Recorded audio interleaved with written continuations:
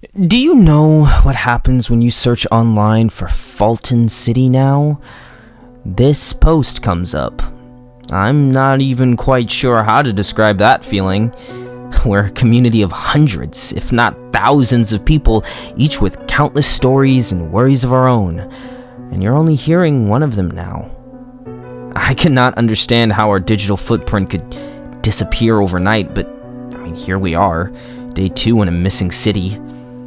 I didn't get much sleep last night. Mark spent most of it glued to our bedroom window, and he woke me and called me over every now and again. Sometimes he saw flashes of light in the distance. Sometimes he saw movement in the trees. Mostly, we saw fog. Thick blankets of it have descended onto our town like a comforter. It also never stops raining. Big gusts of wind thumped the house hard enough to make us jump. But the most uncomfortable parts of the previous night were the periods of complete and total silence. Something about that quiet can really make you crazy. In any given suburb, there are millions of background noises all at once. Even in a storm, even at night. Birds should be chirping, insects should be buzzing, car engines or motorcycles or air conditioners should all be humming in unison, but we didn't hear any of it. Not a single sound but our own. I couldn't stop thinking about the neighbors' dogs. Shouldn't they be barking? There was this one in particular, a yappy little thing named Caesar, which never passed up on a good opportunity to wake up in favor of a scrambling squirrel or a rabbit. Did our neighbors have time to get them inside? Did something else happen to them? What the fuck happened to Caesar? Mark woke me up for the final time around 5. I tried and failed to shrug him off. I heard something. In the street, he whispered. Let's go. I asked him what he heard. Like a clicking? He got up and walked towards the living room without another word. I didn't want to go. I was freaked out enough. I didn't and still don't need to add another fucked up layer to this situation. Blissful ignorance is sometimes the best approach, but I got a gut feeling that this wasn't something that should be missed, and I didn't want Mark to be there alone for it, so I followed him. The hallway that leads to the living room passes by my parents' bedroom. We could hear my mother softly snoring on the other side. A baseball bat was propped up by her nightstand, and her cell phone was at the ready right beside it. We tiptoed past the creaking wood floor and arrived at the entrance of the kitchen. The clicking became clearer at that point. Mark pointed over to the alcove by the couch, and I followed him to that corner. And then he stopped, dead in his tracks. My father was sleeping with the gun in his hand. There was a window behind him that looked out into our entire living room, and on the other side, staring through, was a giant black eyeball. We froze. The eye darted back and forth across the room, and we were in plain sight of it, just standing there in the kitchen like a couple of jackasses. But for some reason, the eye didn't seem to notice us. It passed by a couple of times to focus on the toaster or something else. My father must have subconsciously read the tension in the air, because he stirred and moved to roll over. And when he did, thankfully, we locked eyes. I put one finger to my lips. A sober understanding dawned on his face. He took the safety off his gun. The eye responded to the movement of the gun, and in one swift jolt, disappeared from behind the window, leaving a wake of leaves and scattered footprints behind it. The air left my lungs. Something big ascended to the wood steps to our porch. My dad turned to aim the gun.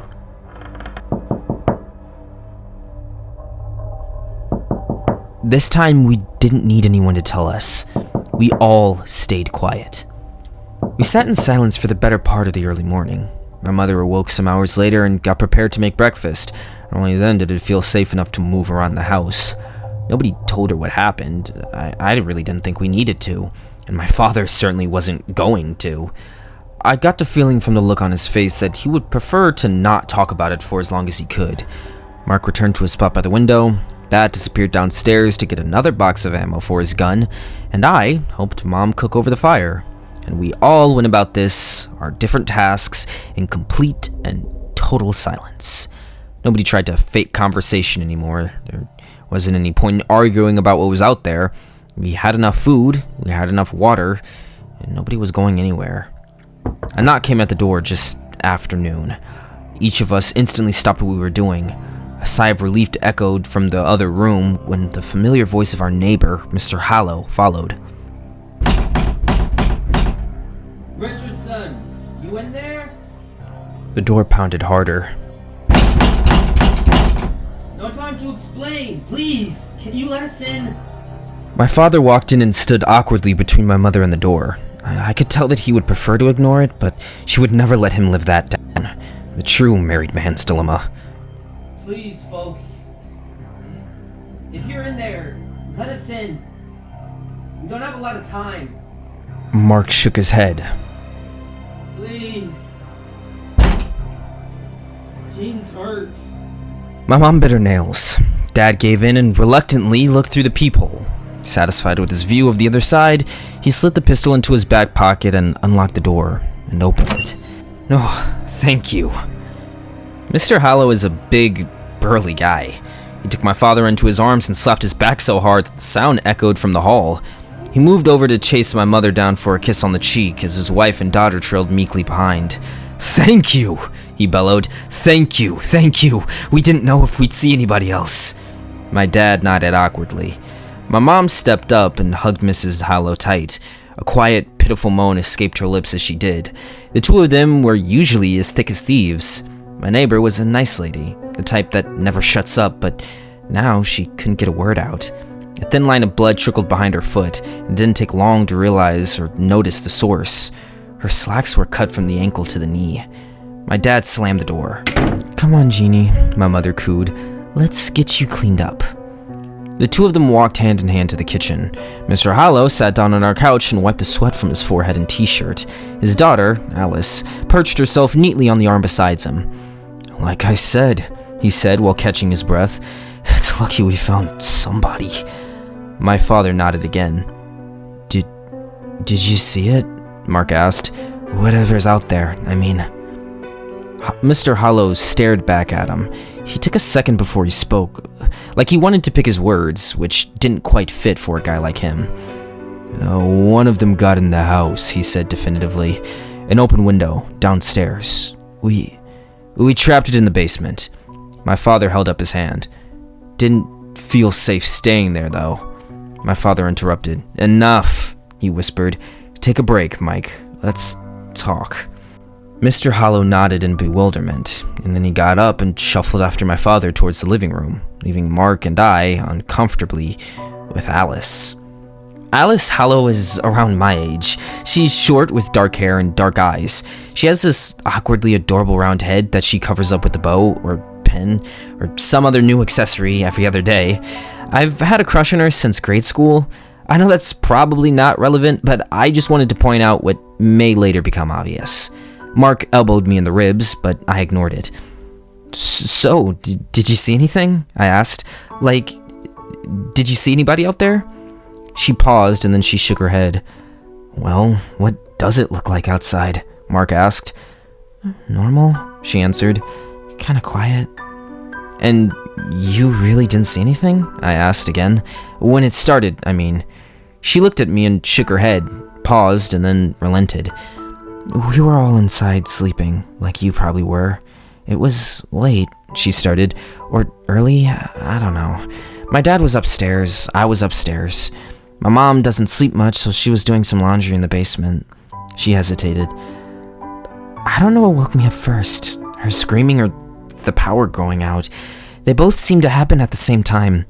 My dad started shouting her name, Jeannie, Jeannie. And then my mother was just wailing from the basement. We both go to the kitchen, but we could see her running up the steps. She was screaming at my dad, close the door, close the door. But my dad couldn't stop looking at whatever was behind her. He just froze.